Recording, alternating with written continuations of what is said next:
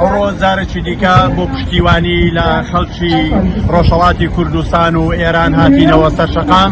ئێستا لە بەردەم شارەوانی کۆپنهاگ بەدەم بانگەوازی ڕێکخراوی ئەمنیستی ئینتەرناشناڵ ڕێکخراوی لێبوردی نێونەتەوەی هاتوین کە لێرە جارێکی دیکە ناڕزایەتی خۆمان لە کۆماری پەت و سێدارە دەرببڕین و پشتیوان و هاودەردی گەلەکەمان بین لە ڕۆژهەڵات و لە ئێران بە هیوای سەرنگونی کۆماری پەت و سێدارە.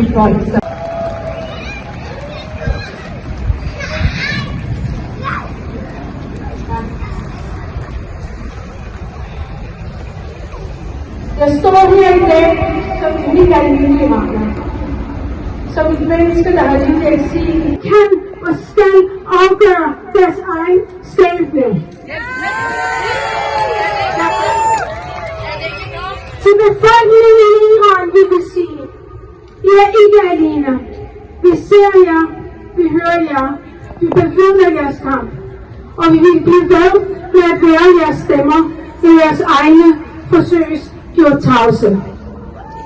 Og til alle jer her, tak fordi I står sammen med os. Tak fordi I nægter at vende blikket væk. Og tak fordi I viser, at solidaritet ikke har grænser. Tak. Med lommerne fulde af arrestordre bankede politiet på døren. De unge pakkede hele livet ned i små praktiske rygsække.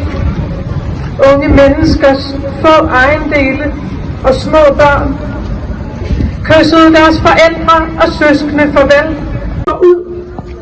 I går ud fra, at I er vigtige for kampen, har en rolle at spille, og faktum er, at det har I.